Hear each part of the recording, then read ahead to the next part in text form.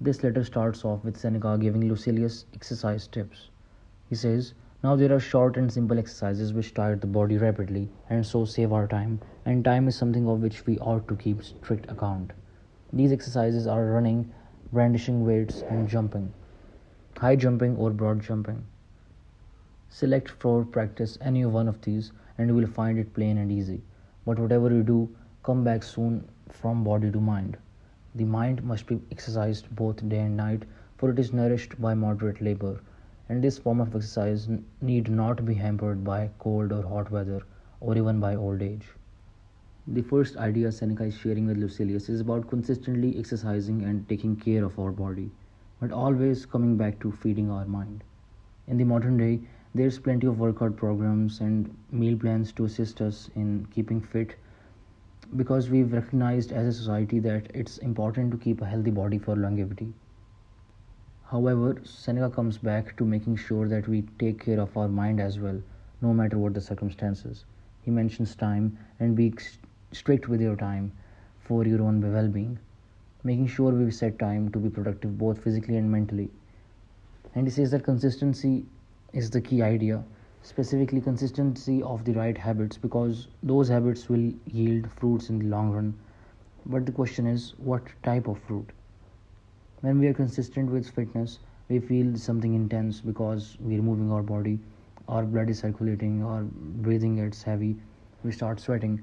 This is good, and we may even chase that feeling, contrary to reading, where we may not feel those intense feelings since we are in a relaxed state. However, even though we may not be able to quantify reading like we would fitness, example, calories burned, fat burned, physical transformation, the investment in learning yields long-term results. The second idea Seneca shares with Lucilius is around cultivating long-term habits that yield great results. It's not enough to say we want to be something. The question is, what's the habits required to get those results? Just like how a personal trainer would recommend X amount of days of training and X amount of calories eaten, we must ask ourselves questions around our current habits. Let's take a specific habit and ask ourselves, long term, 10 years down the line, am I going to be happy that I am doing this habit? 10 years down the line, am I going to be happy that I've accumulated this skill? 10 years down the line, am I going to be better now that I've cultivated this habit?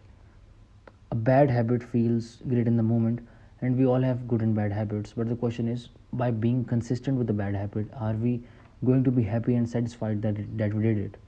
It's about looking at our current state, looking at our habits, and asking ourselves what this habit is going to do for us in the long term.